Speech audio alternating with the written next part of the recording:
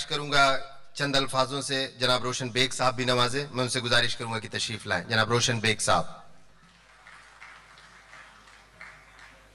आप तमाम को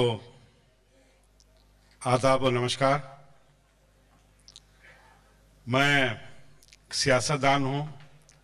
सियासत अखबार बंगलोर शहर से शाया करता हूं। मैं जनाब फखरुद्दीन साहब का और जनाब सलाहुद्दीन साहब का शुक्रगुजार हूं कि उन्होंने मुझे यहाँ आने का मौका दिया। मुझे वो ये शेर याद आ रहा है, इस सरहद को, इस मुल्क की सरहद को कोई छू नहीं सकता, इस मुल्क की निगहबां हैं आंखें, और वो निगहबां हैं आंखें हिंदू और मुसलमान इस मुल्क के हैं। मैं चूंकि मुशायरा है, मैं अगर ज़्यादा देर बात करूंगा तो आप तालियां मारना शुरू कर देंगे। मुझे इस बात का इल्म है। फिर एक बार आप तमाम का शुक्रिया अदा करते हुए मैं अपनी जगह लेता हूं।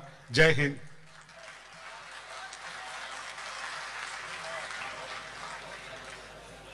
बहुत बहुत शुक्रिया जनाब बेग साहब।